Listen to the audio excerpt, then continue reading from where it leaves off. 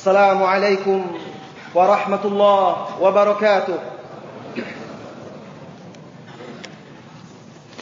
إن الحمد لله نحمده ونستعينه ونستغفره ونعوذ بالله من شرور أنفسنا وسيئات أعمالنا. من يهده الله فلا مضل له ومن يضلل فلا هادي له. أشهد أن لا إله إلا الله وحده لا شريك له وأشهد أن محمدا عبده ورسوله صلى الله عليه وعلى آله وأصحابه ومن سار على نهجه وتمسك بسنته إلى يوم الدين وسلم تسليما كثيرا. يا أيها الذين آمنوا اتقوا الله حق تقاته ولا تموتن إلا وأنتم مسلمون. يا أيها الناس اتقوا ربكم الذي خلقكم من نفس واحدة. Ini nanti kepukul sama saya nanti. Boleh.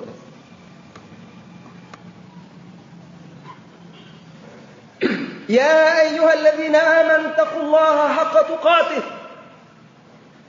ولا تموتن إلا وأنتم مسلمون.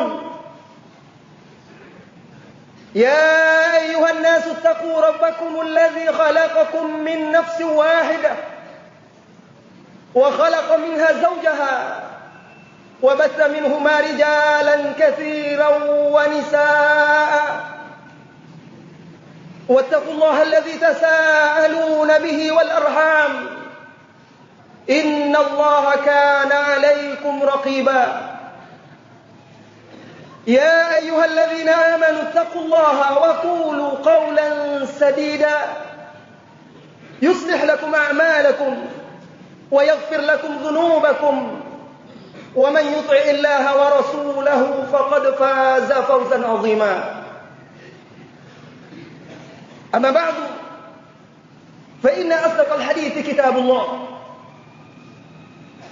وخير الهدي هدي محمد صلى الله عليه وسلم وشر الأمور محدثاتها وكل محدثة بدعة وكل بدعة ضلالة وكل ضلالة في النار.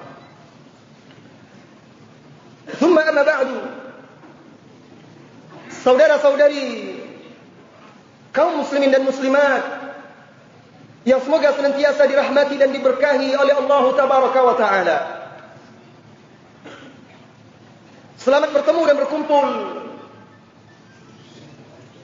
di taman surga ini. Semoga setiap kita yang hadir malam hari ini termasuk dalam orang-orang yang Allah turunkan kepada mereka sakinah, diliputi dengan rahmat Allah, malaikat-malaikat menaunginya, dipuji oleh Allah Subhanahu wa Ta'ala di hadapan malaikat-malaikat yang mulia. Dan semoga Allah Subhanahu wa Ta'ala menjadikan pertemuan kita ini pertemuan yang dirahmati, serta perpisahan kita sesudah perpisahan yang dijauhkan dari perpecahan. Saudara-saudari kaum muslimin dan muslimat yang semoga senantiasa dirahmati dan diberkahi oleh Allah Subhanahu wa Ta'ala.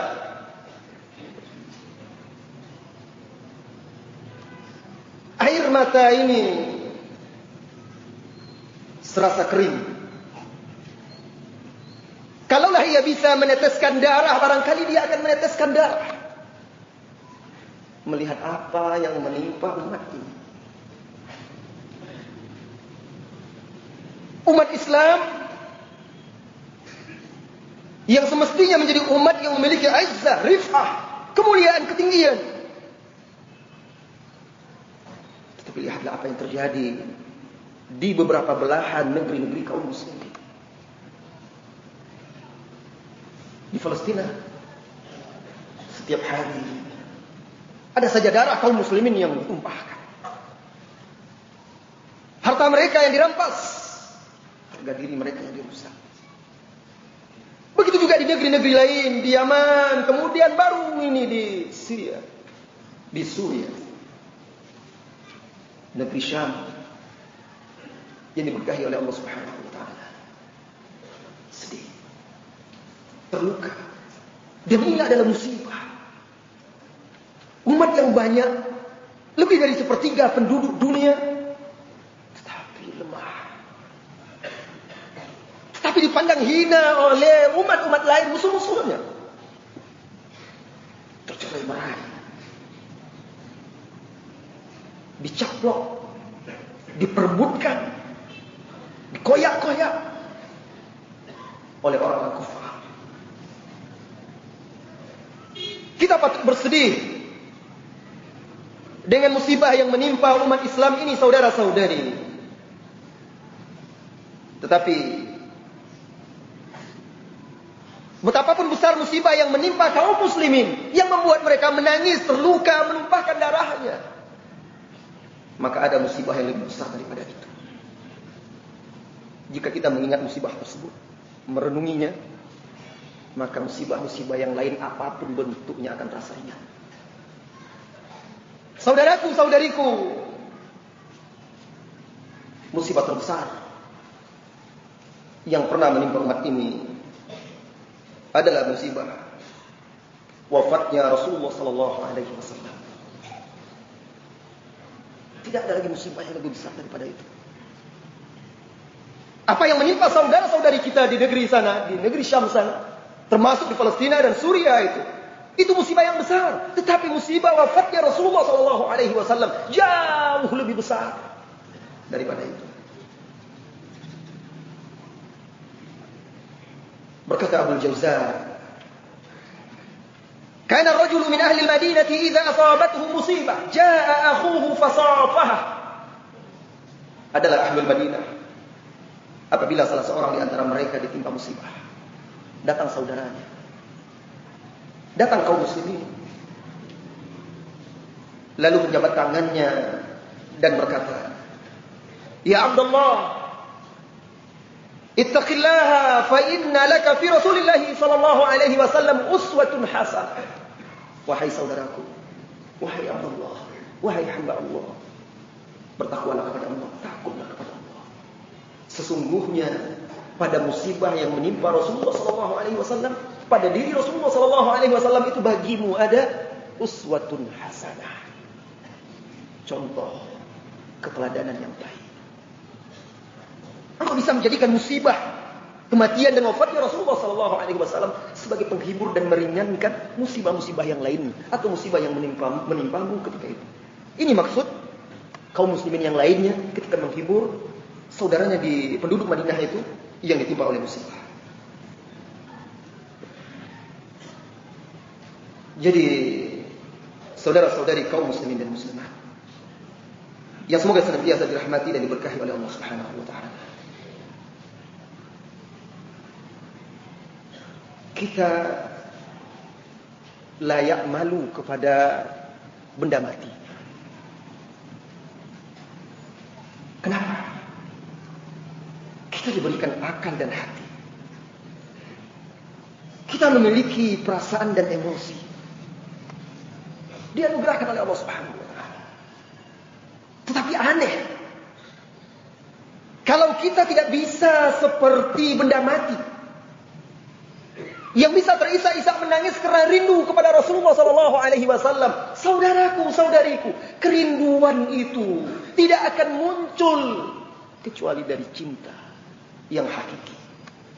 Air mata rindu itu tidak akan menetes kalau seseorang itu tidak benar-benar cinta, tidak mengakar dan tidak betul-betul meresap di dalam relung jiwanya sehingga mendarah daging. Pernahkah Anda merasakan kerinduan kepada anak Anda yang jauh terpisah?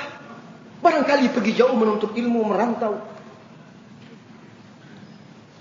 Atau pernahkah engkau, saudariku, menangis karena rindu kepada suamimu?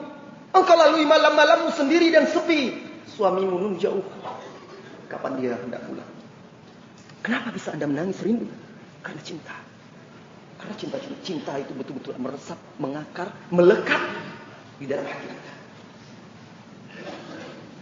Lihatlah pohon kurma yang pernah ada di Masjid Rasulullah SAW, yang dulu apabila Rasulullah SAW berdiri untuk khutbah di hadapan kaum muslimin, beliau sering bersandar atau memegang pohon kurma tersebut. Tatkala kaum muslimin semakin banyak, lalu mereka pun membuatkan mimbar untuk Rasulullah SAW.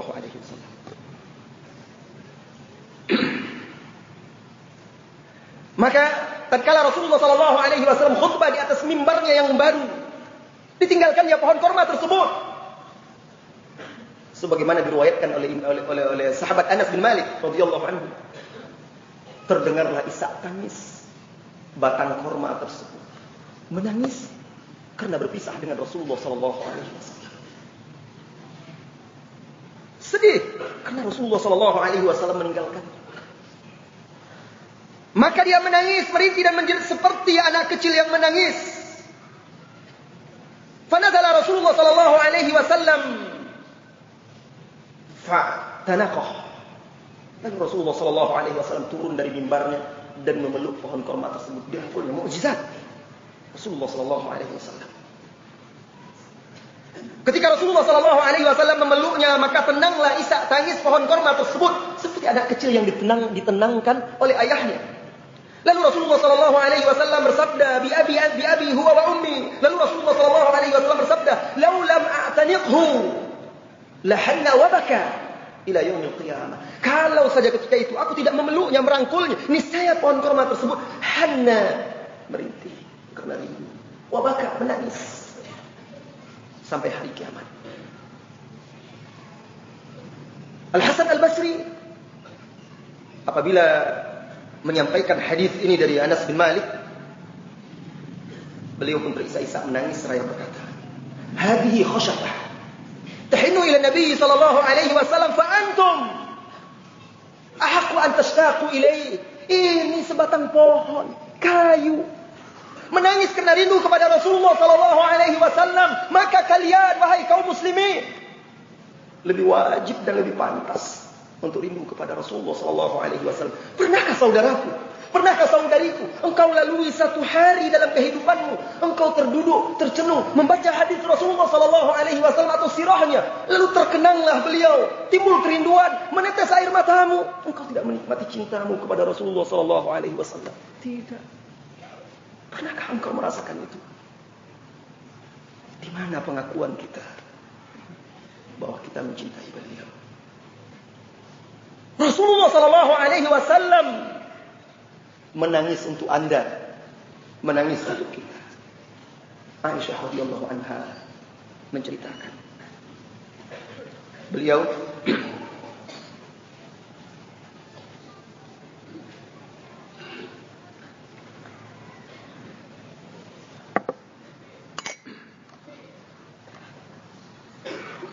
Aisyah radhiyallahu anha menceritakan bahwa suatu malam Rasulullah SAW salat. Di antara ayat yang dibacanya dan diulang-ulangnya sampai menjelang subuh, firman Allah Subhanahu wa taala di surah Al-Maidah, "In tu'adzibhum fa innahum 'ibaduk." Ya Allah, jika engkau menyiksa mereka, menghukum mereka, fa innahum ibaduk, sesungguhnya mereka adalah hamba-hambamu. Wa in taghfir lahum fa innaka antal azizul hakim. Jika engkau mengampuni mereka, sesungguhnya engkau Al-Aziz, Maha Perkasa, Al-Hakim, Maha Bijaksana.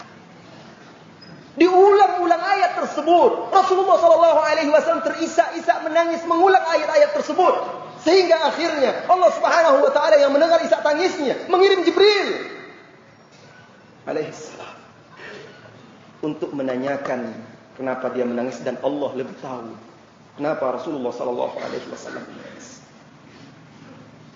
Datang Jibril alaihissalam bertanya kepada Rasulullah SAW, "Ya Rasulullah, ma alladhi yubkik?" Apa yang membuat engkau menangis? Rasulullah SAW rupanya ketika membaca ayat tersebut, "In tu'adzibhum fa innahum ibaduk," teringat dia umatnya, teringat Anda wahai saudara-saudariku yang mengaku sebagai pengikutmu. Takut dia umatnya diazab oleh Allah Subhanahu wa taala di dunia ini. Dihukum oleh Allah. Maka dia berkata sallallahu alaihi wasallam, ummati, ummati, umatku, umatku. Balik Jibril alaihi salam. Dan dia sampaikan kepada Allah dan Allah lebih tahu tentang itu. Lalu Allah perintahkan Jibril mengatakan kepada Nabi kita Muhammad sallallahu alaihi wasallam, "Inna sanurdika fi ummati." Hai Muhammad, kami akan membuat engkau ridho terhadap umatmu. Untuk siapa dia menangis? Bukan untuk diri dia, tetapi untuk kita yang mengaku sebagai pengikutnya, umatnya, yang mengaku mencintainya. Tidakkah pantas kita merasakan rindu melebihi kerinduan kita kepada kekasih kita di dunia ini? Saudara-saudari kaum muslimin dan muslimat yang dirahmati oleh Allah Subhanahu wa taala. Dan tidak ada lagi kesedihan yang terbesar dalam hidup ini kita rasakan kecuali ketika kita berpisah dengan orang yang kita cintai. Tanyakan kepada sebagian suami istri yang tercerai-berai, bagaimana dia terisak-isak menangis berpisah dengan orang yang dicintainya. Tanyakan kepada ayah yang meninggalkan anaknya, atau anak yang ditinggalkan oleh istrinya. Terkadang seseorang itu saking sedihnya, dia tidak tahu lagi apa yang dia ucapkan, apa yang dia perbuat. Lihatlah seorang wanita yang suaminya wafat atau anaknya wafat, akhirnya dia menangis di dekat kuburan itu. Datang Rasulullah SAW menasihati dia supaya bersabar. Wanita itu malah berkata tanpa melihat, dia tidak tahu kalau itu Rasulullah SAW. Dia katakan, engkau tidak merasakan apa yang aku rasakan. Begitu beratnya berpisah dengan orang yang kita cintai. Maka tidak ada lagi manusia yang wajib dan berhak untuk kita cintai melebihi cinta kita kepada siapapun di dunia ini, sekalipun terhadap ayah ibu kita, sekalipun terhadap diri kita sendiri, melainkan Rasulullah SAW. Kalau Anda tidak merasakan kesedihan itu, jika Anda tidak merasakan kerinduan kepada Anda, perbaiki, koreksi rasa cinta itu. Barangkali selama ini hanya slogan saja, puisi-puisi yang Anda senandungkan, bait-bait syair yang Anda tulis, kata-kata indah yang Anda ungkapkan untuk kecintaan tersebut. Tidak, bukan itu saudara-saudariku. Alangkah pahitnya hidup berpisah dengan orang-orang yang kita cintai, khususnya seseorang yang jika dengan melihatnya saja hati kita menjadi hidup. Kaum muslimin memahami betul betapa besarnya musibah yang menimpa mereka dengan kehilangan nabi mereka Muhammad sallallahu alaihi wasallam, dan mereka yakin dengan wafatnya Rasulullah sallallahu alaihi wasallam abwab asy-syarr, pintu-pintu keburukan menjadi terbuka. Dengan wafatnya Rasulullah sallallahu alaihi wasallam, maka kenifakan muncul. Dengan wafatnya Rasulullah sallallahu alaihi wasallam, mulai nampak pembangkangan dari kalangan bangsa Arab. Imam Al-Hakim di dalam Al-Mustadrak meriwayatkan dari Ibnu Umar radhiyallahu anhuma marfu'an,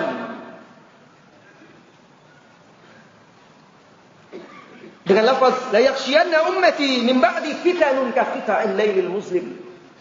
Umatku akan diselimuti oleh fitnah-fitnah sesudahku. Setelah wafatnya Rasulullah sallallahu alaihi wasallam, akan diselimuti oleh fitnah-fitnah. Bayangkan, pernah Anda berselimut?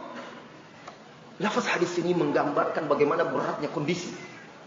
La yakhshiyanna ummati al-fitan, bukan hanya satu fitnah, tetapi fitnah-fitnah ka qita'il lailil muslim, seperti penggalan malam yang gelap gulita. Yusbihu ar-rajulu fiha mu'minan wa yumsi kafira. Seseorang ketika ada datangnya fitnah-fitnah itu, seseorang yumsi mu'minan, petang harinya dia seorang mukmin, pagi harinya bisa jadi dia telah kafir. Wa yusbihu mu'minan wa yumsi kafira. Pagi harinya dia mukmin, petang harinya dia kafir. Ini menggambarkan betapa beratnya fitnah syubhat ketika itu.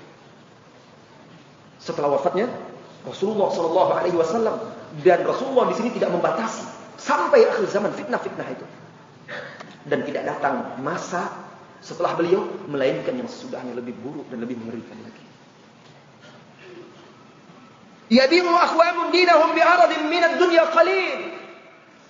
Sehingga ketika itu sebagian orang kaum menjual agama mereka dengan sedikit perhiasan dunia. Shadaqah Rasulullah sallallahu alaihi wasallam. Apa yang beliau sabdakan itu terbukti. Orang tidak malu-malu menjual agamanya hanya untuk mendapatkan dunia yang sedikit. Bahkan sebagian orang rela dia untuk tidak bisa sholat demi mencari duit. Ada. Saya berbincang-bincang dengan sebagian kaum muslimin itu, yang bercerita bekerja bersama orang-orang kafir. Mereka tidak punya kesempatan sholat. Sembunyi-sembunyi, ketahuan pun ditegur. Kamu mau beribadah? Jangan di sini bekerja. Tapi mau juga bekerja di situ. Betapa beratnya fitnah dunia. Kalau sudah seperti itu berat. Apa yang diharapkan dari dunia itu jika tidak diberkahi oleh Allah Azza wa Jalla? Jika akhirnya harus mengorbankan agama kita, bahkan perkara yang sangat penting yang membuat seseorang itu agamanya runtuh kalau dia tinggalkan. Fitnah ya akhi. Dunia ini berat. Hadis tadi dengan lafaz tadi dari Al-Hakim disahihkan oleh Syekh Al-Albani rahimahullah taala. Muhammad Ibnu Ishaq menggambarkan kondisi setelah wafatnya Rasulullah sallallahu alaihi wasallam dengan kalimat yang sangat menakjubkan. Apa kata beliau ketika itu? Walamma tuwfiya Rasulullah sallallahu alaihi wasallam irtaddatil Arab. Tatkala wafat Rasulullah sallallahu alaihi wasallam, maka bangsa Arab murtad. Ketika itu kumandang azan hanya ada di 3 tempat lagi. Madinah, Mekah, dan di Bahrain. Ketika itu bangsa suku-suku Arab yang lainnya murtad, berpaling dari agama Allah Subhanahu wa taala. Kemudian beliau melanjutkan, "Wasya'abbatil yahudiyyah wan nasraniyah." Orang-orang Yahudi dan Nasrani merasa mendapat kesempatan dan dia bangkit. Wa najuman nifaq, dan kemunafikan pun akhirnya terang, jelas nampak. Menjadi nyata siapa orang-orang yang munafik itu. وصار المسلمون كالغنم المطيرة في الليل الشاتية لفقد نبيهم صلى الله عليه وسلم. Sehingga kaum muslimin ketika itu seperti segerombolan domba di malam yang gelap gulita. Serigala-serigala, hewan-hewan buas di sekelilingnya siap memangsa. Gelap. Kalau Anda bayangkan kondisi ketika itu, bayangkan lalu bandingkan dengan kondisi umat Islam sekarang, waktu itu berat sekali. Sehingga musibah yang ada sekarang itu, kalau kita bandingkan dengan musibah ketika itu, terasa ringan.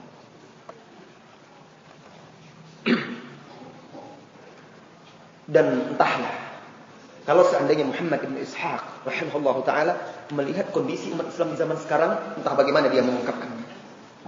Kalau saja dia melihat bagaimana perbuatan Yahudi dan Nasrani, orang-orang Majusi terhadap umat Islam hari ini, entah bagaimana ulama ini, Al-Imam Muhammad bin Ishaq untuk mengungkapkannya. Berkata Imam Al-Qurtubi menjelaskan tentang besarnya musibah wafat Rasulullah sallallahu alaihi wasallam serta dampak-dampak yang ditimbulkannya, min a'wamil masa'ib al-musibatu fid din, kata beliau. Di antara musibah yang paling besar adalah musibah dalam agama. Kama qala sallallahu alaihi wasallam, sebagaimana dikatakan oleh Rasulullah sallallahu alaihi wasallam, "Idza asaba ahadukum musibah falyadhkur masabahu bi." Apabila salah seorang kalian ditimpa musibah, hendaklah dia mengingat musibah yang menimpanya dengan wafatnya aku. Kalau kita ditimpa musibah, sedih kehilangan seseorang, maka ingat betapa besarnya musibah kita kehilangan Nabi Muhammad sallallahu alaihi wasallam dengan wafatnya. Karena dengan wafatnya Rasulullah sallallahu alaihi wasallam terputus wahyu. Dengan wafatnya Rasulullah sallallahu alaihi wasallam tertutuplah nubuwah. Dan wafatnya Rasulullah sallallahu alaihi wasallam menjadi tanda mulai munculnya keburukan-keburukan. Dan juga itu pertanda telah terputusnya kebaikan dan berkurang atau semakin berkurangnya kebaikan itu hingga akhir zaman. Ibadallah, saudara-saudari kaum muslimin dan muslimat, Al-Quran telah menegaskan tentang basyariyah, sifat kemanusiaan Nabi Muhammad SAW. Bahwa beliau adalah manusia seperti lainnya. Jika yang lainnya mati, maka beliau juga wafat. Ini akidah kita. ditegaskan oleh Al-Quran. Allah Subhanahu wa taala berfirman di dalam surah Az-Zumar, "Innaka mayyitun wa innahum mayyitun." Sesungguhnya engkau itu mayit dan sesungguhnya mereka juga mayit. Mati. Pasti mati. Tatkala Rasulullah sallallahu alaihi wasallam membaca ayat tersebut, beliau berkata, "Nu'aitu ila nafsi." Dikabarkan berita kemalangan itu kepadaku bahwa aku akan mati. Allah juga berfirman menegaskan bahwa Rasulullah sallallahu alaihi wasallam itu manusia yang juga akan merasakan mati. Apa kata Allah? "Wa ma ja'alna li basyarin min qablikal khuld." Dan kami tidak jadikan manusia sebelummu itu kekal, hai Muhammad sallallahu alaihi wasallam. Maka kalau ada orang berkeyakinan Nabi Khidir belum mati hingga sekarang, ini ayat. Kami tidak jadikan manusia sebelummu, hai Muhammad, kekal. Kan sebagian orang ada meyakini itu. Nah, jelas, tegas. Ayat firman Allah Subhanahu wa taala mengatakan itu tidak ada. Afa in mitta fahumul khalidun. Maka jika engkau mati, apakah mereka itu akan kekal pula? Tidak. Mereka pasti mati. Kullu nafsin dha'iqatul maut. Dan setiap yang bernyawa itu pasti akan merasakan mati. Jadi ayat ini mengkhabarkan, memberitakan bahwa Rasulullah sallallahu alaihi wasallam pasti mati.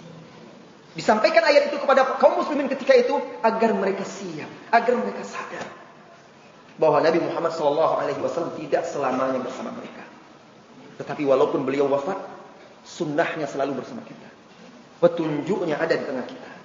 Oleh karena itu Allah ingatkan lagi di ayat lain, "Wa ma Muhammadun illa rasul." Muhammad itu SAW tidak lain adalah seorang rasul.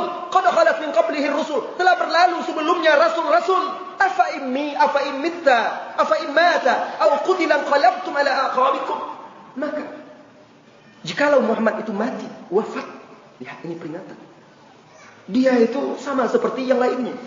Nah, kalau dia mati atau wafat, apakah kalian akan berpaling, berbalik ke belakang, murtad atau meninggalkan ajarannya, meninggalkan jalannya?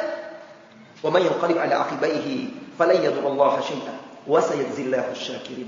Dan barang siapa yang berpaling ke belakang, meninggalkan kebenaran, menyimpang dari jalan Rasulullah sallallahu alaihi wasallam, sedikit pun dia tidak bisa membahayakan, menimpakan mudarat kepada Allah Subhanahu wa taala, dan Allah akan berikan balasan untuk orang-orang yang bersyukur.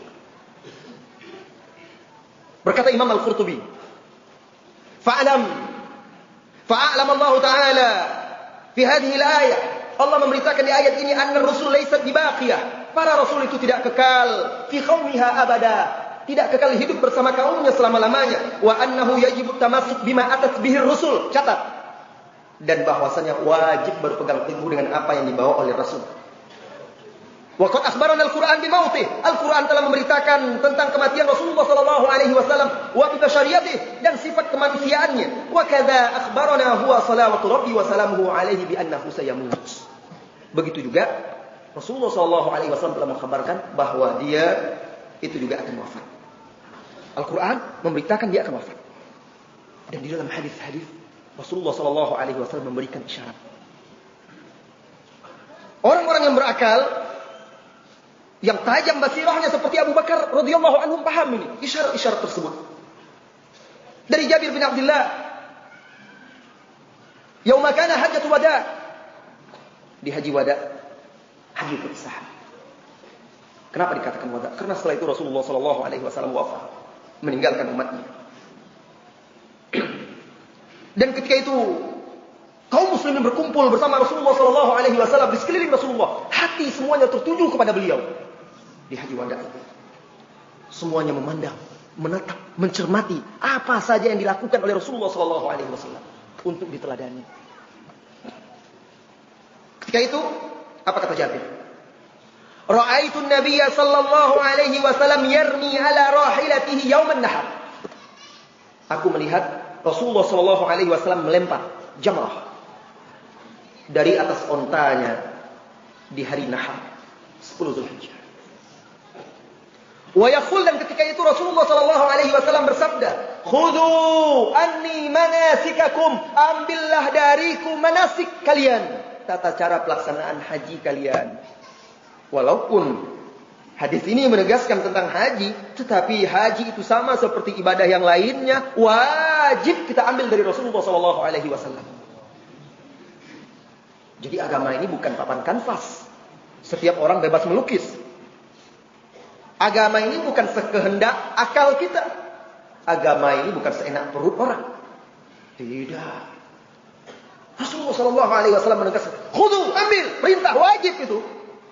Khudhu anni manasikakum." Kenapa Rasulullah tegaskan ketika itu di hadapan khalayak ramai, kaum muslimin yang menyaksikan itu, semua yang memperhatikan Rasulullah sallallahu alaihi wasallam. Beliau katakan setelah itu, "Fa inni la adri la'alli la ahujju ba'da hajjati hadha." Karena sesungguhnya aku tidak tahu, barangkali aku tidak menunaikan haji lagi setelah hajiku ini. Isyarat dari beliau sallallahu alaihi wasallam. Beliau sudah mulai merasakan tugas dia sudah selesai. Agama ini telah disempurnakan oleh Allah Subhanahu wa taala. Berkata Imam An-Nawawi, karena hadis ini juga diriwayatkan dari Imam Muslim dan di syarah Sahih Muslim oleh Imam An-Nawawi, beliau memberikan ta'liq syarah, wa fihi isyaratun ila tawdi'ihim wa i'lamihim bi qurbi wafatih. Di dalam hadis ini ada isyarat bahwa beliau mengucapkan perpisahan kepada mereka dan juga memberitahukan kepada manusia tentang dekatnya masa ajalnya atau wafatnya. Dan di dalam hadis ini juga kata beliau terdapat kandungan hattuhum 'ala al-i'tina' bil ahdi anhu. Dorongan, perintah, hath, agar mereka betul-betul memperhatikan dan mengambil dari beliau. Wa intihazul fursah min mulazamati, dan agar kaum muslimin benar-benar memanfaatkan kesempatan itu ketika Rasulullah ada untuk bermulazamah menimba ilmu dari beliau.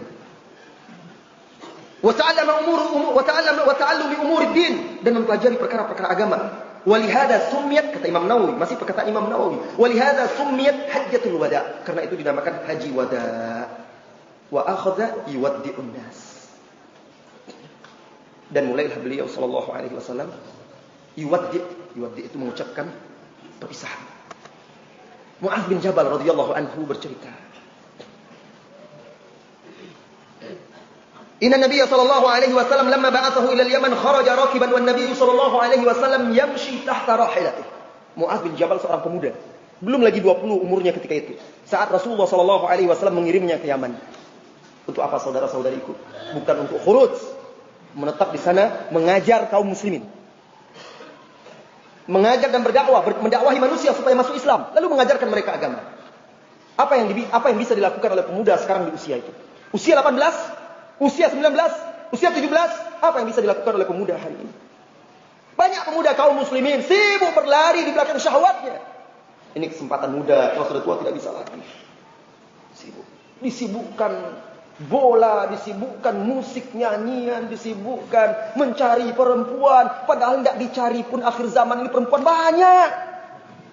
Itu saja urusannya. Tidak ditulis satu cerita kecuali cinta. Tidak dibuat bait-bait syair masalah cinta. Semuanya tentang itu. Bukan cinta Allah, bukan cinta Rasulullah SAW. Syahwat. Allah musta'an. Di zaman itu lihat para pemuda-pemuda salaf, mereka mengemban tugas-tugas untuk menegakkan agama Allah.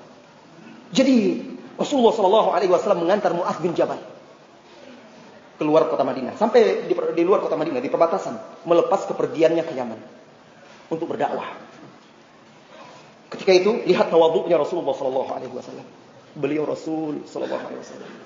Mu'adz di atas kudanya, Rasulullah berjalan kaki di bawah, mengiringinya. Allahu Akbar. Itu akhlak. Tidak ada Rasulullah merasa direndahkan.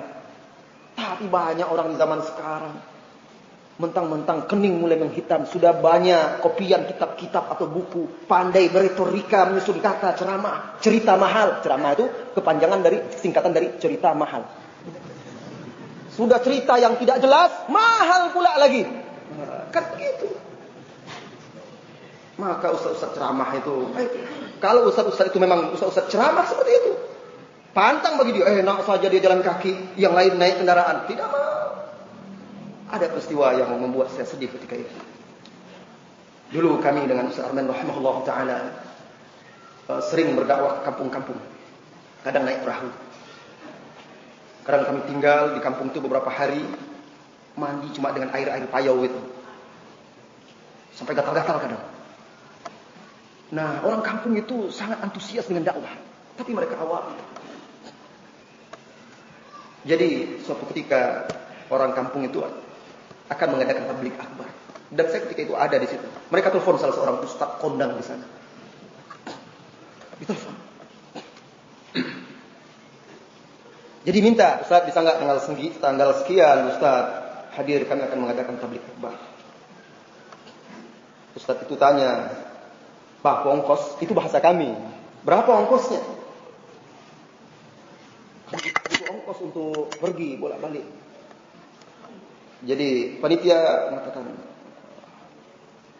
Buya, kan Buya kalau di sana. Kami bisanya sekian. Cuma bisa ngasih sekian, maklumlah di kampung. Langsung dijawab, kemarin saya diundang bupati sekian. Langsung sedih, terdiam dan terhenyak. Bapak itu terdiam, tidak bisa berkata apa-apa lagi. Apa kata dia dengan lirih? Iyalah Buya, kami akan rapatkan dulu dengan pengurus-pengurus yang lain. Dan ada nego, tawar-menawar. Coba dulu. Tanya dulu kepada pengurus yang lainnya, kata dia. Ditutup handphone, bapak itu meneteskan air mata. Beginilah Ustaz. Susah. Bayangkan. Banyaknya ustaz-ustaz ceramah, cerita mahal. Nanti ketawa begini mahal pula lagi ceramah. Nah, Mu'adz bin Jabal, ulama. Bahkan sayyidul ulama. Faqihu hadhil ummah, pemimpin para ulama. Faqihnya umat ini. Rasulullah SAW tawadhu, lihat. Berjalan di samping anak muda ini. Kemudian setelah sampai di tempat Rasulullah SAW ingin melepas kepergiannya, beliau berkata, Ya Mu'adz, innaka asa an la talqani ba'da ani hadha. Fatamurru bi qabri wa masjidi. Wahai Mu'adz, sesungguhnya engkau barangkali tidak akan lagi menemuiku setelah tahun ini. Lalu engkau akan melewati kuburanku dan masjidku. Mendengar itu Mu'adz bin Jabal radhiyallahu anhu menangis. Dia yakin dia tidak akan melihat Rasulullah sallallahu alaihi wasallam. Itu saat terakhir dia bersama Rasulullah sallallahu alaihi wasallam. Wahai Mu'adz, barangkali engkau tidak akan bertemu denganku lagi setelah tahun ini. Nanti engkau pulang, engkau akan melewati kuburan dan masjidku. Allahu Akbar. Menetes air matanya. Sedih, menangis, tidak dapat tertahankan lagi. Orang yang selama ini apabila melihatnya menjadi hidup hati. Orang yang telah membawanya, mengeluarkannya dari kegelapan, kesyirikan itu. Menyelamatkan dia dengan izin Allah. Dari tepi jurang neraka. Sekarang akan meninggalkannya. Ya. Wajar dia menangis.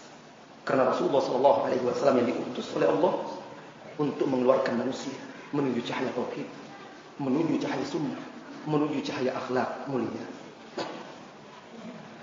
Saudara-saudari kaum muslimin dan muslimat, nanti kalau Isya tolong kabarkan. Berapa? Baik.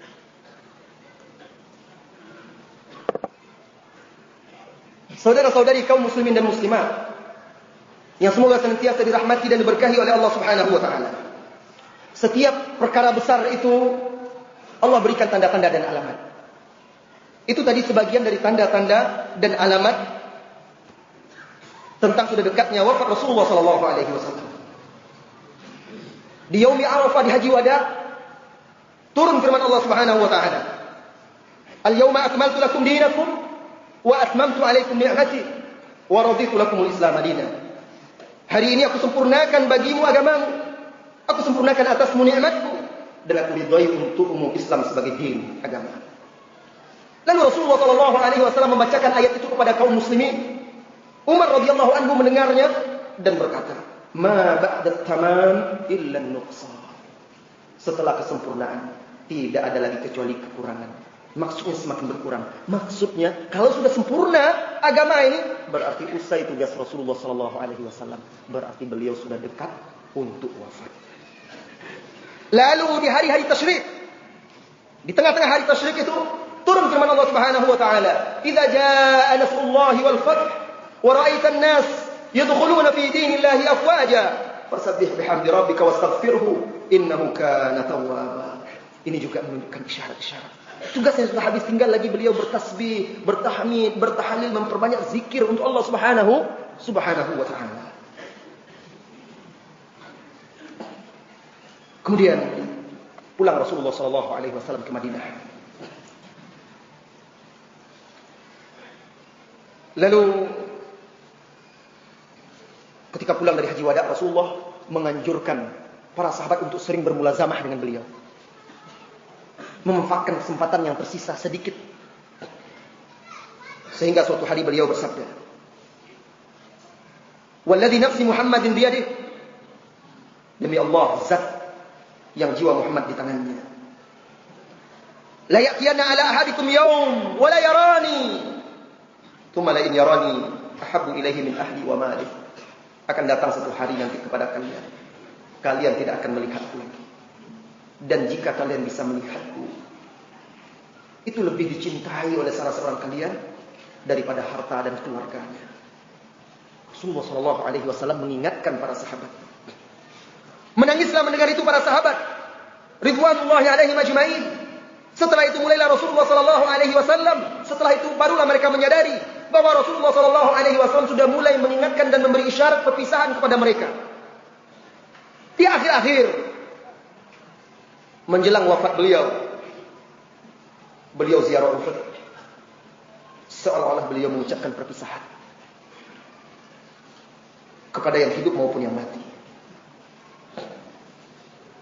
Lalu ketika pulang, beliau naik ke atas mimbar. Lalu beliau bersabda,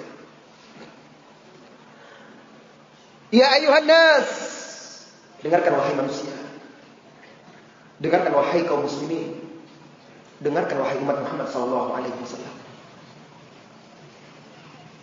"Ya ayuhan nas," wahai manusia, "inni faratukum wa inni syahidun alaikum. Wa inni la anzuru ila hawdil an. Wa inni u'titu mafatiha khadainil ard. Wa inni wallahi ma akhafu an tusyriku ba'di. Walakin akhafu alaikum ad-dunya an tanafasuha kama tanafasuha. Fatuhlikkum kama ahlakatkum." Wahai manusia, beliau mulai memberikan wasiat-wasiat menjelang wafatnya. "Wahai manusia, wahai kaum muslimin, aku akan menanti kalian. Dan aku sesungguhnya bersaksi atas kalian. Sesungguhnya aku sekarang ini melihat ke telagaku. Dan sesungguhnya diberikan kepadaku kunci-kunci pundi-pundi bumi. Wa inni wallahi," dan sesungguhnya aku demi Allah, "ma akhafu an tusyriku ba'di." Aku tidak cemas kalian menyekutukan Allah setelahku. Aku tidak khawatir kalian menyekutukan Allah sesudahku. "Walakin akhafu alaikum minad dunya." Tetapi aku khawatirkan kalian dunia. Dibukakan dunia ini kepada kalian, lalu kalian memperebutkannya. Sebagaimana dahulu umat-umat sebelum kalian memperebutkan, maka dunia itu membinasakan kalian. Sebagaimana telah menghancurkan umat-umat sebelumnya. Fitnah dunia, saudaraku, berat. Jika engkau tidak tulus kepada Allah, tidak banyak memohon kepadanya, tidak mengharapkan akhirat, jarang mengingat kematian, engkau tidak akan sanggup menahan fitnah dunia.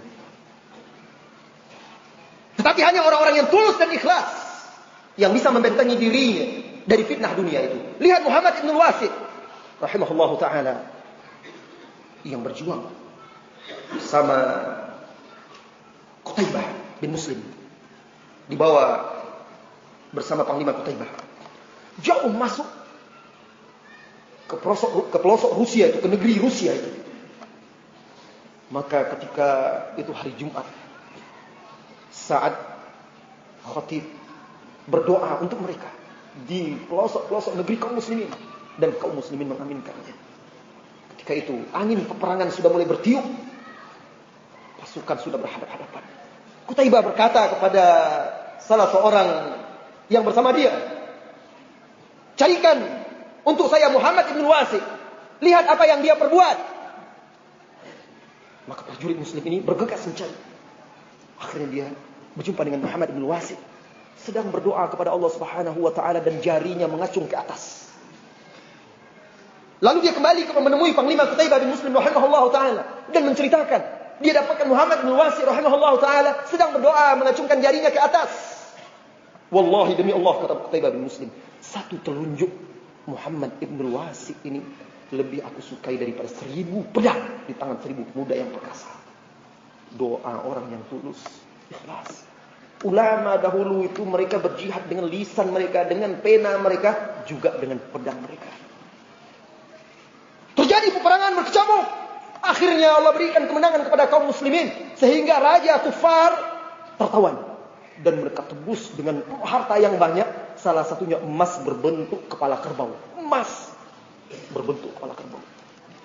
Ketika rampasan perang itu dikumpulkan, prajurit itu dikumpulkan, Qutaibah bin Muslim berkata kepada pasukannya, saya ingin meminta pendapat kalian bagaimana. Saya ingin emas ini kita berikan untuk bagian Muhammad ibn Wasi.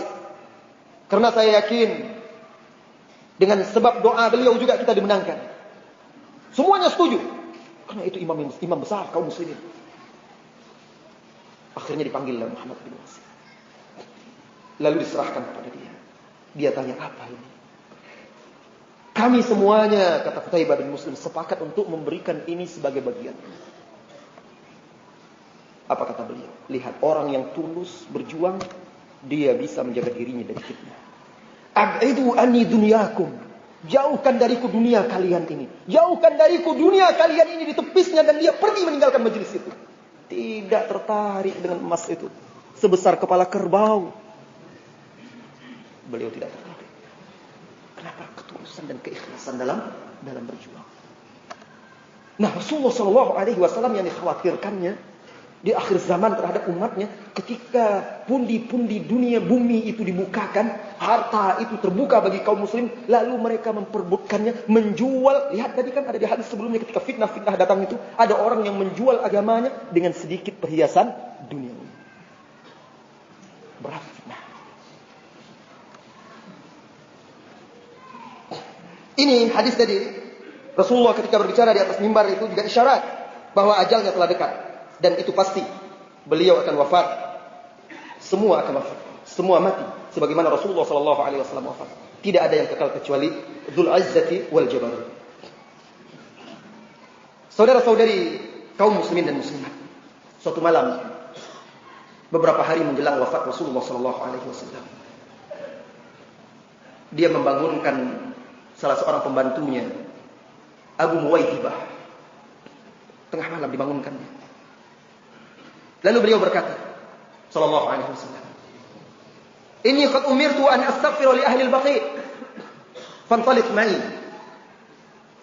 Hai Abu Muwaihibah, aku diperintahkan oleh Allah untuk beristighfar, memohon ampunan bagi ahlul baqi', para sahabatmu yang dikuburkan di sana. Ayo, ikutlah bersamaku. Berangkat Rasulullah sallallahu alaihi wasallam malam itu bersama Abu Muwaihibah. Tatkala beliau berdiri di kuburan tersebut, beliau pun berkata, "Assalamualaikum ya ahlal kubur." Beliau ucapkan salam kepada penghuni kubur itu. "Liyuhallikum ma asbahtum fima asbahan nas fi." Berbahagialah kalian dengan apa yang telah kalian dapatkan. Pada apa yang telah didapatkan pula oleh manusia padanya. "Aqbalatil fitanu ka qitalil lailil muslim." Beliau pun meneruskan ucapannya, seolah-olah beliau sedang berbicara kepada seseorang. Fitnah-fitnah telah datang bagaikan malam yang gelap gulita. Yatba'u awwaluha akhiraha. Yang pertama itu disusul oleh yang sesudahnya. Susul menyusul fitnah itu. Habis fitnah yang satu, datang fitnah yang berikutnya. Al-akhiratu syarrun minal ula. Yang terakhir, yang datang belakangan fitnah, lebih buruk lagi dari fitnah yang pertama. Kemudian beliau setelah berkata seperti itu, beliau berbalik melihat kepada Abu Muwaihibah, dan beliau berkata, "Ya Abu Muwaihibah, ini qad utitu mafatihal khazainid dunya wal khuld fiha thumma al jannah fa khayyartu baina dhalika wa baina liqa'i rabbi wal jannah." Wahai Abu Muwaihibah, sesungguhnya aku telah diberikan oleh Allah kunci-kunci pundi-pundi dunia, dan untuk tetap hidup di dunia, kemudian setelah itu mati dan masuk surga. Aku diperintahkan, diberikan pilihan antara itu, antara pundi-pundi dunia dan tetap hidup, atau bertemu dengan Rabbku dan masuk surga. Abu Muwaihibah yang mendengar itu bergetar. Beliau menangis lalu berkata, Bi abi anta wa ummi, ayah ibuku sebagai tebusanmu wahai Rasulullah. Khudh mafatihat dunya, ambil kunci-kunci dunia tersebut, wal khulda fiha, dan tetap kekal di situ hidup. Setelah itu engkau wafat dan masuk surga, ambil. Karena dia takut berpisah dengan Rasulullah sallallahu alaihi wasallam. Faqal Rasulullah sallallahu alaihi wasallam menjawab, "La wallahi ya Aba Muwaihibah." Tidak, demi Allah tidak wahai Abu Muwaihibah. Laqad ikhtartu liqa'a Rabbi. Sungguh aku telah memilih untuk bertemu dengan Rabbku. Laqad ikhtartu liqa'a Allah wal jannah. Aku telah memilih untuk bisa bertemu dengan Allah dan surga. Kemudian beliau beristighfar untuk ahli Baqi. Lalu beliau pun pulang. Setelah beliau mengucapkan inna bikum lahiqun, beliau pulang. Setelah pulang dari Baqi itu, mulailah beliau merasakan sakit. Sakit yang akhirnya beliau wafat karena sakit itu. Beliau merasakan sakit yang sangat di kepalanya. Badannya terasa panas. Malam itu dia masuk pulang dari Baqi, masuk ke rumah Aisyah radhiyallahu anha. Didapatinya Aisyah berbaring dan merintih, mengeluh karena sakit di kepala. Ketika itu Rasulullah masuk. Aisyah berkata, Wah Roksa, aduhai sakitnya kepalaku. Aduhai sakitnya kepalaku. Rasulullah menimpali sallallahu alaihi wasallam, Bal ana wallahi ya Aisyah wa Roksa. Bahkan aku wahai Aisyah radhiyallahu anha. Bahkan aku wahai Aisyah, kepalaku juga sangat sakit. Kemudian Rasulullah menghibur istrinya. Istri yang tercinta ini yang mengeluh sakit di kepalanya. Apa kata Rasulullah sallallahu alaihi wasallam, wahai Aisyah, apa susahnya engkau?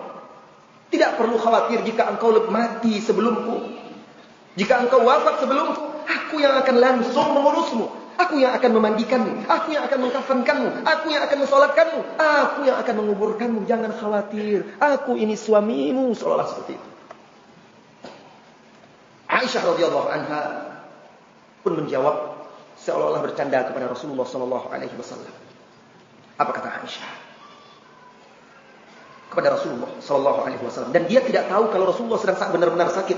Wallahi laka'anni walau qad fa'alt. Demi Allah, kalau memang benar-benar aku mati, la raja'ta ila baiti fa'arasta bi ba'di nisa'i. Kalau benar-benar aku mati, wallahi seolah-olah aku seperti melihat engkau pulang ke rumahku, engkau bawa pula salah seorang istrimu di sini, melewatkan malammu di rumahku ini bersama istrimu yang lain. Maksud Aisyah, dia ingin bercanda kepada Rasulullah sallallahu alaihi wasallam, tapi dia tidak tahu kalau Rasulullah sallallahu alaihi wasallam benar-benar sakit. Kata Aisyah yang menceritakan kisah ini, Fatabassama Rasulullah sallallahu alaihi wasallam. Lalu Rasulullah sallallahu alaihi wasallam pun tersenyum mendengarnya. Kemudian setelah itu, wahai saudaraku, wahai saudariku, sakit yang menimpa Rasulullah sallallahu alaihi wasallam bertambah parah. Mulailah beliau berpindah dari satu rumah istrinya ke rumah istri yang lainnya, dirawat oleh istri-istrinya. Dan setiap kali dia berpindah rumah itu, beliau merasakan sakit. Dan beliau selalu bertanya, Aina ana ghadan? Aina ana ghadan? Pindah ke rumah yang satu, dia berkata, Aina ana ghadan? Besok saya di mana? Besok saya di mana? Besok saya di mana? Seolah-olah beliau ingin meminta keridhaan istrinya, beliau ingin dirawat di tempat Aisyah radhiyallahu anha. Akhirnya Rasulullah sallallahu alaihi wasallam meminta izin kepada istri-istrinya. Beliau tetap meminta keridhaan istrinya karena itu hak istrinya. Dikumpulkannya istri-istrinya, lalu dia minta keridhaan, izin dari istri-istrinya agar dia dirawat di rumah Aisyah. Dan mereka semuanya mengizinkan Rasulullah sallallahu alaihi wasallam dibawa ke rumah Aisyah. Perhatikan wahai para suami, dalam kondisi sakit seperti itu, Rasulullah sallallahu alaihi wasallam tetap menjaga perasaan-perasaan istrinya. Beliau tidak mau, udahlah saya di rumah Aisyah aja lah. Tidak. Beliau tetap menjaga perasaan istrinya. Diminta keridhaan, beliau minta izin kepada istrinya. Lihat, ini teladan bagi para suami. Karena wanita itu hatinya sangat lembut dan peka. Sedikit saja. Dia bukan seperti laki-laki. Dia bukan seperti laki-laki, walaupun sekasar apapun kata-kata, laki-laki cuek saja. Kenapa? Karena laki-laki bisa membalas dengan kepal tangannya. Wanita tidak. Sedikit saja kata-kata terluka, air mata yang keluar. Dia hanya bisa terduduk sendiri di atas tempat tidurnya, lalu menangis terisak-isak. Nah, Rasulullah mengajarkan kepada para suami menjaga perasaan para wanita. Walaupun beliau sedang sakit ketika itu. Akhirnya beliau Rasulullah SAW dibawa ke rumah Aisyah. Dan ada yang mengatakan, pendapat ulama mengatakan beliau dirawat di sana 13 hari, ada yang mengatakan 14 hari, ada yang mengatakan kurang daripada itu. Di sini ada perbedaan dan perselisihan para ulama. Yang penting beliau terakhir dirawat di rumah Aisyah radhiyallahu anha. Saudara-saudari kaum muslimin dan muslimat, maka semenjak di rumah Aisyah radhiyallahu anha semakin parah dan semakin keras sakit yang mendera Rasulullah sallallahu alaihi wasallam. Dan itu tentunya semakin menambah pahala Rasulullah sallallahu alaihi wasallam. Dan juga semakin menambah kedudukannya, tingginya kedudukan dan kemuliaannya di sisi Allah Subhanahu wa taala. Berkata Aisyah radhiyallahu anha, "Kuntu asma'uhu katsiran yaqul fi ayyami maradi."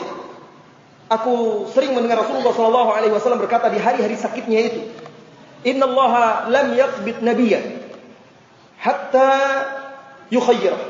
Sesungguhnya Allah Subhanahu wa taala tidak mewafatkan, mencabut ruh seorang nabi, melainkan Allah Subhanahu wa taala memberikan pilihan kepada nabi itu untuk diwafatkan ketika itu atau memilih tinggal di dunia dan nanti diwafatkan juga setelah masanya lalu masuk surga. Wa sami'tuhu yaqul, dan aku mendengar beliau sallallahu alaihi wasallam mengucapkan, balir rafiqil a'la, balir rafiqil a'la.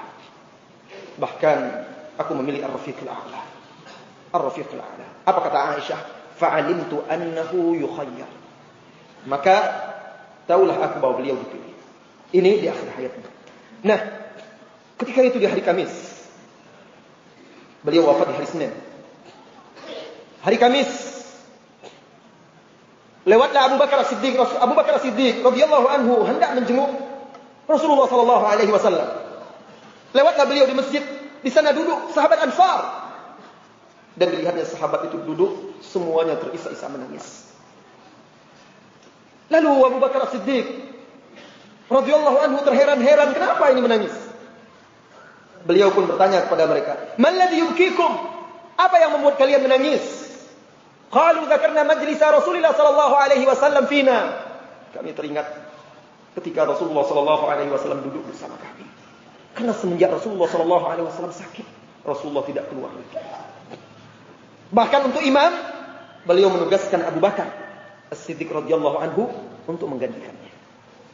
Maka mereka teringat, terbayang oleh mereka di situ, di mimbar itu dahulu Rasulullah sallallahu alaihi wasallam duduk setiap hari memberikan tausiah, wejangan, hadis, nasihat, wasiat kepada mereka. Sekarang mereka hanya melihat mimbar yang kosong. Mereka sedih. Akhirnya Rasulullah sallallahu alaihi wasallam masuk menemui Rasulullah. Akhirnya Abu Bakar Siddiq masuk menemui Rasulullah sallallahu alaihi wasallam. Lalu beliau menceritakan kepada Rasulullah sallallahu alaihi wasallam. Maka Rasulullah dengan susah payah kepalanya diikat dengan kain. Maka beliau bangkit, dipapah oleh Ali bin Abi Thalib di sebelah, dan Al-Fadl Ibnu Abbas di sisi yang lainnya memapah Rasulullah sallallahu alaihi wasallam yang menyeret-nyeret langkahnya yang berat karena sakit yang parah yang mendera beliau. Lalu pelan beliau melangkah menaiki mimbar untuk terakhir kalinya. Untuk terakhir kalinya dia menaiki mimbar, berbicara di hadapan para sahabatnya ketika itu. Lalu Rasulullah sallallahu alaihi wasallam duduk, seluruh mata tertuju kepadanya. Seluruh mata itu mengucurkan air mata. Semuanya tidak berbicara kecuali isak tangis yang memenuhi majelis itu. Lalu Rasulullah sallallahu alaihi wasallam bersabda, "Usikum bil ansar, fa innahum kurshi wa 'aibati, wa qad qadaw alladhi 'alaihim wa baqiya alladhi lahum, faqbilu min muhsinihim wa tajawadu an musiihim." Apa kata Rasulullah sallallahu alaihi wasallam menjelaskan keutamaan sahabat Ansar? Aku wasiatkan kepada kalian agar berbuat baik kepada sahabat Ansar, kaum Ansar. Mereka adalah benteng, tameng dan pembelaku, pelindungku. Mereka yang menampungku di sini. Mereka telah menunaikan kewajiban yang dibebankan kepada mereka. Tinggal lagi hak mereka yang mereka nanti. Terima orang-orang yang baik dari mereka dan maafkan yang salah dari mereka. Ini menjelaskan keutamaan sahabat Ansar. Dan sahabat semuanya wajib kita cintai. Karena mereka semuanya adalah udhur. Wajib kita cintai, wajib kita bela. Karena mereka itu adalah bintang-bintang setelah Rasulullah SAW yang menjadi petunjuk arah bagi kita setelah beliau. Maka tercela, celaka, merugi orang-orang yang membenci, mencela para sahabat, bahkan orang-orang yang mengkafirkan para sahabat. ridwanullah alaihim ajma'in. Kemudian beliau melanjutkan wasiatnya, ala la'natullahi 'alal yahudi wan nasara. Ketahuilah laknat Allah atas Yahudi dan Nasrani. Ittakhadhu qubur anbiya'ihim masajid. Mereka menjadikan kuburan-kuburan nabi-nabi mereka sebagai masjid. Fala tattakhidhu qabri watanan yu'bad min dunillah. Jangan kalian jadikan kelak kuburanku sebagai berhala yang kalian sembah selain daripada Allah.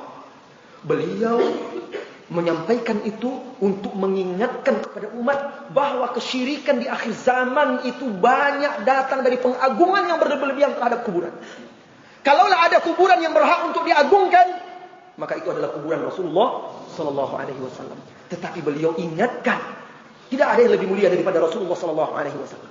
Beliau ingatkan perbuatan orang Yahudi dan Nasrani agar umat jangan menirunya, karena mereka menguburkan ulama-ulama mereka, nabi-nabi mereka di masjid tempat-tempat ibadah mereka, atau membangun tempat-tempat ibadah mereka di kuburan nabi-nabi mereka. Maka Rasulullah tegaskan sallallahu alaihi wasallam bahwa mereka itu dilaknat oleh Allah Subhanahu wa taala karena perbuatan mereka. Lalu beliau pun mengingatkan, jangan kalian jadikan kuburan sebagai berhala yang kalian sembah sesudah selain daripada Allah. Oleh karena itu ketika orang berziarah haji, ketika dia datang ke Madinah, niatnya bukan datang itu untuk ziarah kuburan Nabi, tetapi untuk sholat di masjid Nabi sallallahu alaihi wasallam. Lihat Rasulullah sallallahu alaihi wasallam bersabda di dalam hadis lain, "La tushaddur rihal illa ila thalathati masajid." Tidak boleh bersusah payah melakukan perjalanan yang berat untuk melakukan sebuah ketaatan, mengharapkan berkah dari Allah Subhanahu wa taala kecuali di 3 tempat. Apa? Masjidil Haram. Jelas. Satu salat di sana sebanding dengan 100 ribu.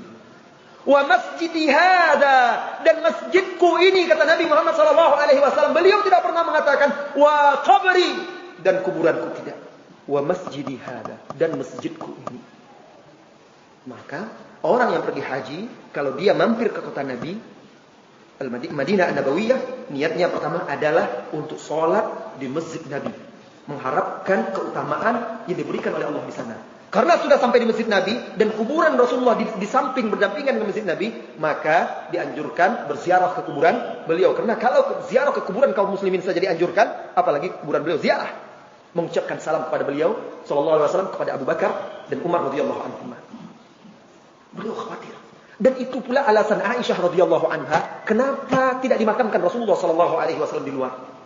Salah satu alasannya, selain dari hadis yang disampaikan oleh Abu Bakar radhiyallahu anhu bahwa setiap nabi itu apabila dia wafat dikuburkan di tempat dia wafat, selain itu Aisyah menjelaskan dia khawatir dan takut kalau kubur Rasulullah sallallahu alaihi wasallam diletakkan di luar akan disembah oleh manusia. Kalau di situ terjaga karena beliau tinggal di situ. Di dalam rumahnya Rasulullah dikuburkan di dalam rumah Aisyah radhiyallahu anha. Ini pesan Rasulullah sebelum wafat. Wajib kaum muslimin menjaganya. Maka sebenarnya ajaran Rasulullah sallallahu alaihi wasallam, masjid dan kuburan itu tidak berdekatan. Kuburan dan masjid itu tidak berdekatan. Kalau ada yang bertanya, bagaimana dengan kuburan Nabi sallallahu alaihi wasallam? Beliau dikuburkan bukan di masjid, tetapi di rumah Aisyah radhiyallahu anha. Kemudian beliau sallallahu alaihi wasallam memerintahkan kepada para sahabat kaum muslimin untuk mengusir Yahudi dan Nasrani dari negeri Arab sehingga tidak bercampur agama mereka dengan agama kaum muslimin. Kemudian Rasulullah sallallahu alaihi wasallam mewasiatkan kepada umatnya untuk menjaga salat karena dia adalah hubungan antara mereka dengan Rabb mereka. Karena salat adalah penyejuk mata orang-orang yang beriman.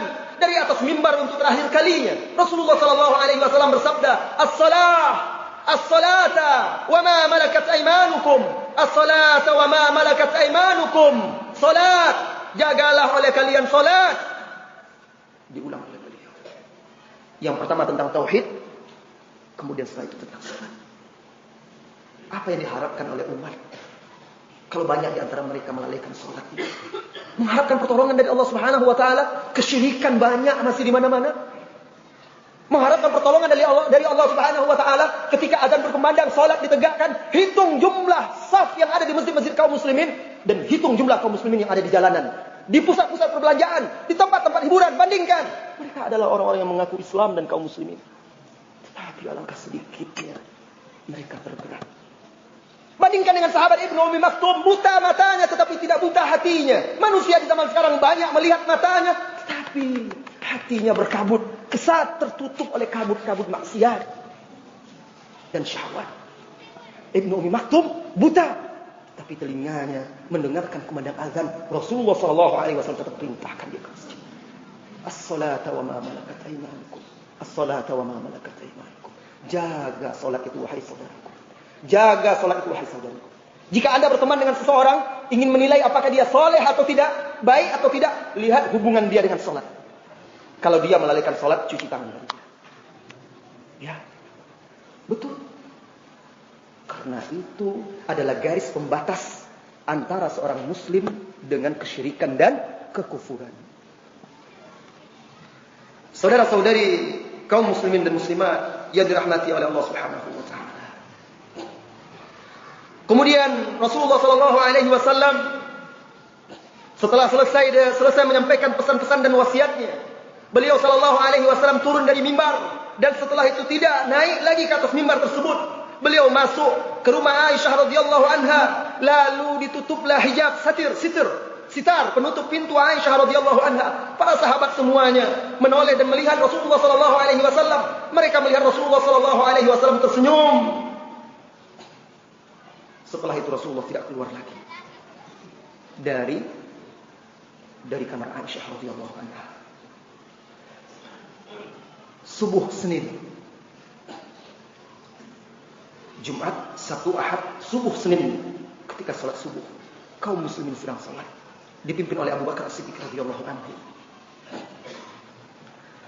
Tiba-tiba kaum muslimin yang sedang salat terkejut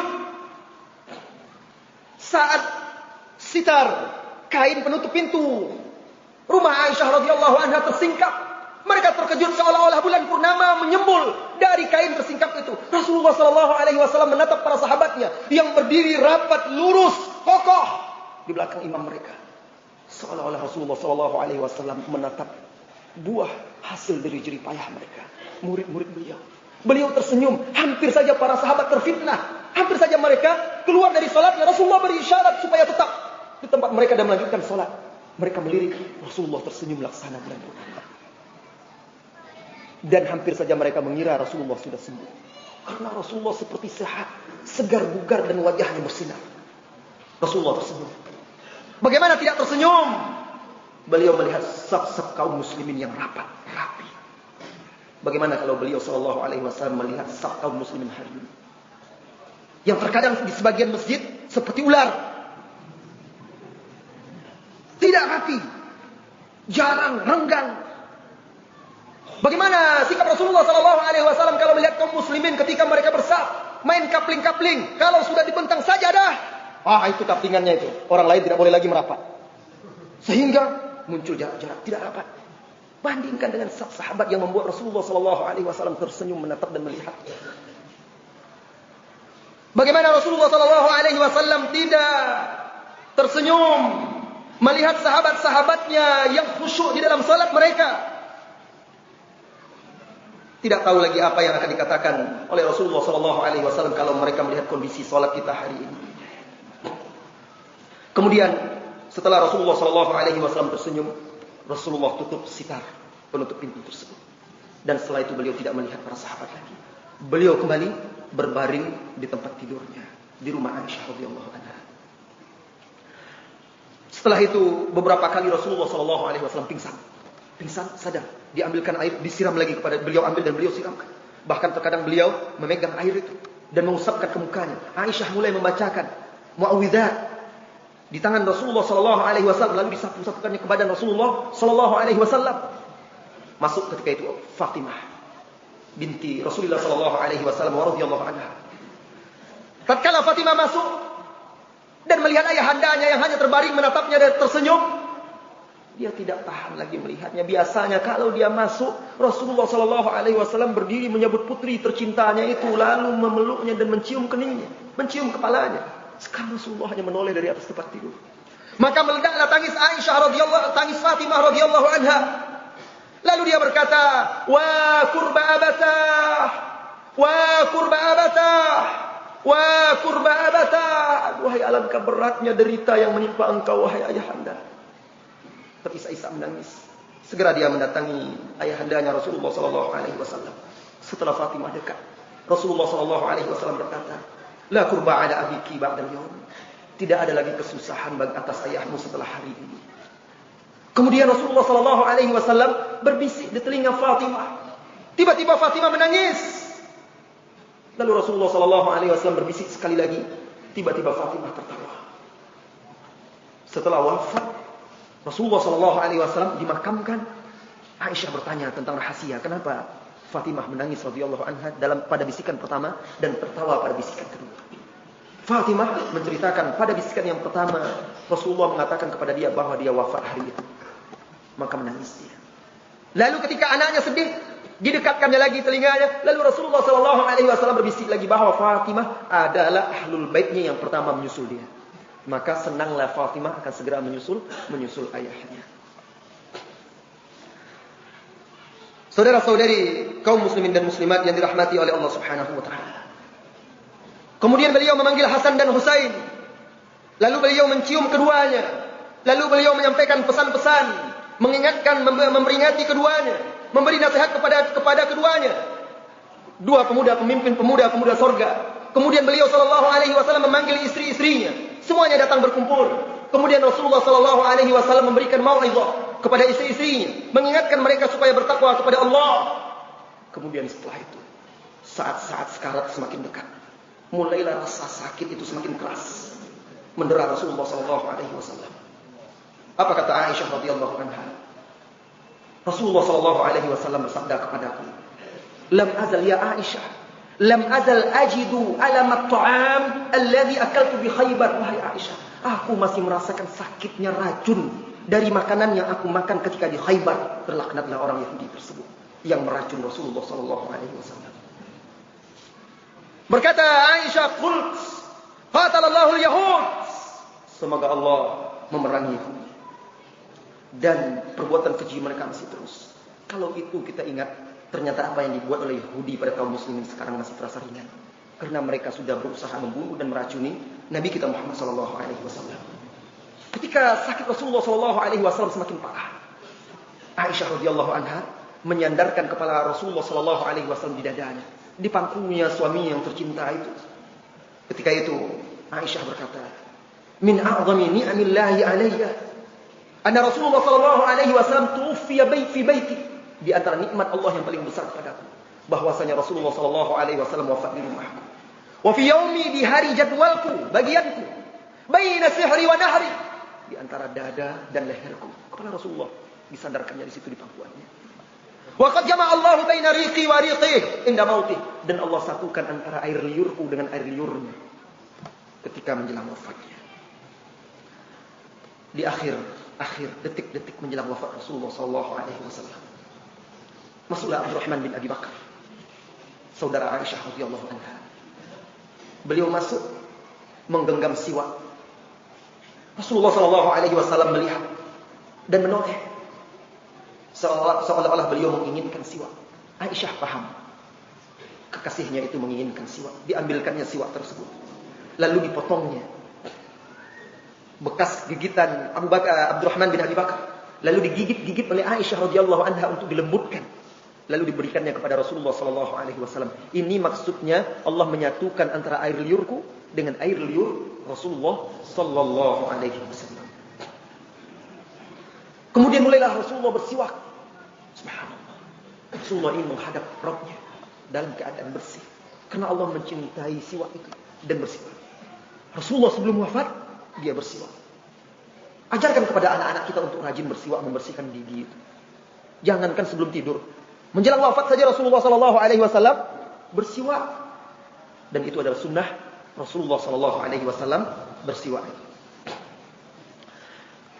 Kemudian setelah bersiwak, Rasulullah SAW memasukkan tangannya di wadah air yang ada di dekatnya. Dibasahkan tangannya, lalu diusapkan ke wajahnya. Beliau berkata, "La ilaha illallah, inna lil mauti la sakarat." Diusapnya, diambilnya air itu, diusapkan ke wajahnya. La ilaha illallah. Sesungguhnya kematian itu memiliki sakarat. Sakit ketika mati, ketika nazak, dicabut ruh itu sakit. Walaupun bagi orang beriman itu hanya sebentar, tetapi kematian itu tetap sakit. Oleh karena itu dikatakan sakarat. Karena sebagian orang ketika dia mati itu sudah hilang akal, tidak tahu apa-apa lagi, saking sakitnya. Kalaulah orang yang sekarat itu bisa menjerit ketika itu dia minta tolong, datangkan dokter, barangkali akan seperti itu. Kan itu yang dikatakan oleh Allah Subhanahu wa taala. Wa qila man raq, tentang seorang hamba ketika dia ajal datang menjemputnya. Siapa yang bisa meruqyah? Siapa yang bisa mengobatiku? Itu kalau manusia itu ketika mati itu bisa berbicara. Pernahkah Anda saudaraku melepas seseorang wafat? La ilaha illallah. Ketika nafas orang itu sudah sengal-sengal, satu-satu, matanya tidak bisa lagi berkedip, pori-pori di tubuhnya itu mulai membesar, kakinya mulai mendingin, kaku tidak bisa dia gerakkan lagi, dadanya kembang kempis berbulu seolah berebut untuk mengambil udara itu, bernapas tidak bisa lagi. Seperti itu sakitnya. Dan sakit yang diberikan kepada Rasulullah SAW berlipat ganda. Karena ujian yang diberikan oleh Allah kepada seseorang itu sesuai dengan kedudukan dan kadar imannya. Dan ujian yang paling berat itu diberikan kepada para nabi dan rasul alaihi wassalatu wassalam. Apa kata Aisyah? Ma ra'aitul wajh ala ahadin ashad minhu ala nabi sallallahu alaihi wasallam.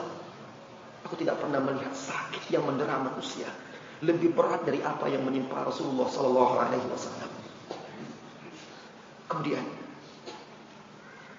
saat-saat wafat itu semakin dekat.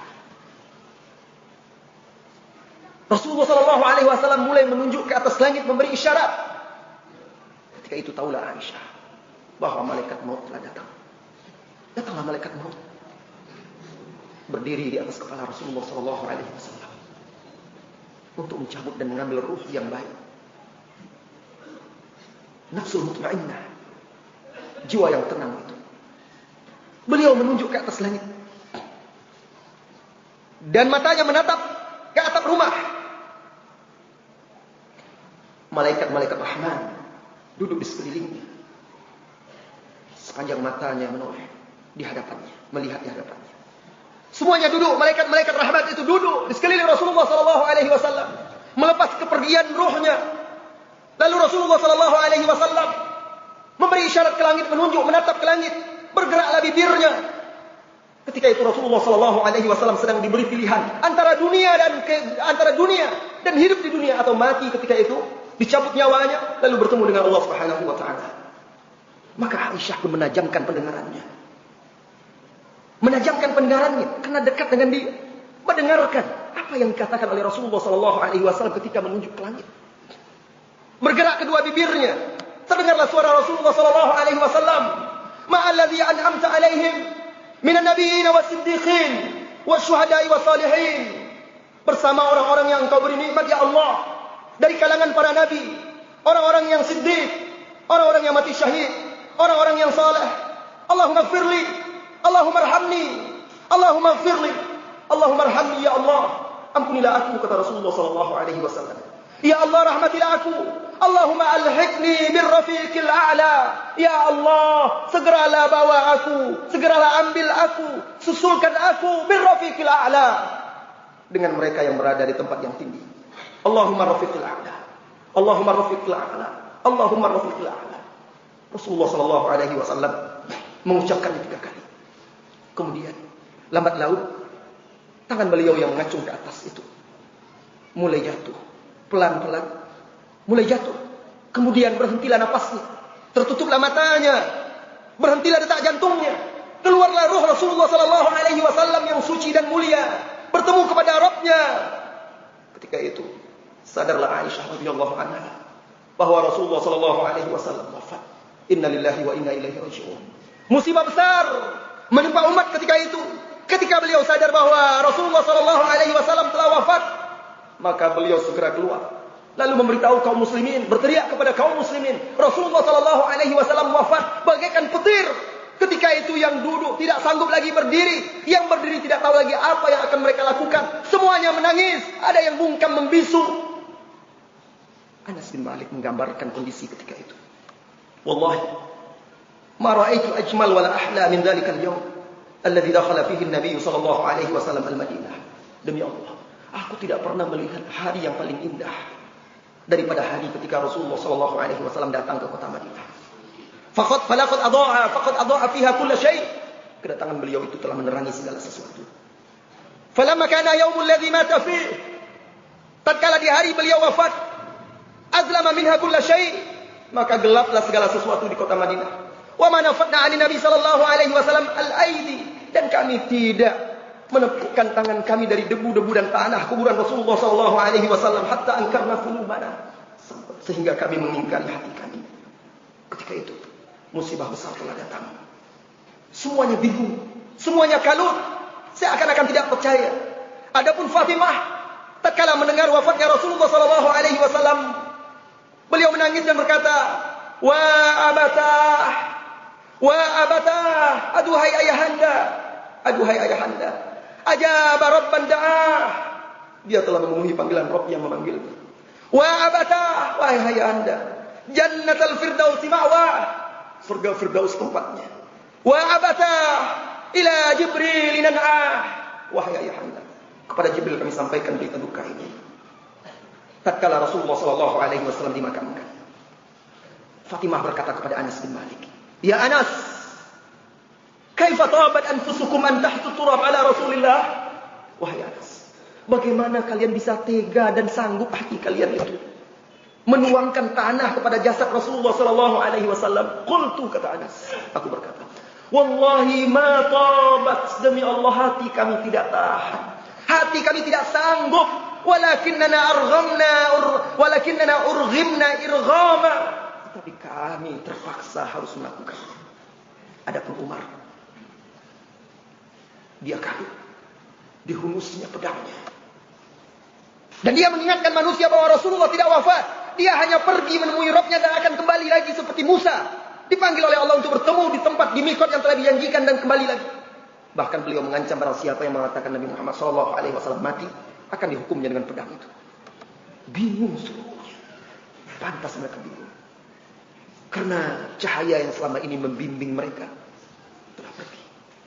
Mereka sedih berpisah dengan orang yang sangat mereka cintai, melebihi cinta mereka kepada apapun selain daripada cinta kepada Allah Subhanahu wa taala. Saudara-saudari kaum muslimin dan muslimat. Lalu ketika itu Abu Bakar tidak hadir. Sampailah berita kepada dia, bergegaslah dia datang ke tempat itu. Ketika dia masuk ke masjid Nabi sallallahu alaihi wasallam, dilihatnya Umar sedang berbicara menghunus pedang. Diperintahkannya Umar duduk, tetapi tidak juga duduk. Akhirnya Abu Bakar naik ke atas mimbar. Lalu dia bacakan, "Wa ma Muhammadun illa rasul, qad khalat min qablihi rusul, afa in mat aw qutila inqalabtum ala aqabikum." Mendengar ayat itu, gemetar kaki Umar, terjatuh pedang dari tangannya, seolah-olah dia baru mendengar ayat itu ketika itu. Lalu meneteslah air mata. Yakinlah dia bahwa Rasulullah sallallahu alaihi wasallam telah wafat. Saudara-saudari, Rasulullah sallallahu alaihi wasallam telah wafat. Kita bersedih. Tetapi ketahuilah, sekalipun Rasulullah sallallahu alaihi wasallam wafat, maka Rabb yang menciptakan Rasulullah sallallahu alaihi wasallam, Rabb yang memerintahkan kita untuk mengikuti Rasulullah sallallahu alaihi wasallam, hayyun la yamut, maha hidup dan tidak akan pernah mati. Maka sekalipun Rasulullah sallallahu alaihi wasallam wafat, tidak boleh seorang pun berpaling dari ajarannya, dari sunnahnya. Sekalipun Rasulullah sallallahu alaihi wasallam wafat, sunnahnya bersama kita ketika kita salat. Karena Rasulullah sallallahu alaihi wasallam bersabda, "Shallu kama ra'aitumuni usalli." Salatlah kalian seperti kalian melihat aku salat. Sekalipun Rasulullah sallallahu alaihi wasallam telah wafat, beliau bersama kita dengan sunnah-sunnahnya ketika kita bersuci berwudu. Karena Rasulullah sallallahu alaihi wasallam bersabda, "Man tawadda'a nahwa wudu'i hadha, thumma shalla rak'atain, wa lam yuhaddith fihima, ghafara Allahu lahu ma taqaddama min dhanbihi." Barang siapa yang berwudu seperti wuduku ini, seperti wudu Rasulullah sallallahu alaihi wasallam, lalu dia salat 2 rakaat dengan ikhlas, maka Allah ampuni dosa-dosanya yang telah lalu. Sekalipun Rasulullah sallallahu alaihi wasallam wafat, manhaj beliau tetap hidup bersama kita dan wajib kita pegang teguh. Sekalipun Rasulullah sallallahu alaihi wasallam wafat, akhlak beliau tetap menjadi cermin dan suri tauladan, harus kita contoh dan tiru, kita wujudkan dalam kehidupan kita. Saudara-saudari, Mudah-mudahan waktu kita terlalu sempit untuk bisa membahas ini panjang lebar, sengaja saya persingkat. Mudah-mudahan ini bisa bermanfaat. Semakin mengingatkan kita bahwa kita masih banyak lalai terhadap keteladanan sunnah Rasulullah SAW.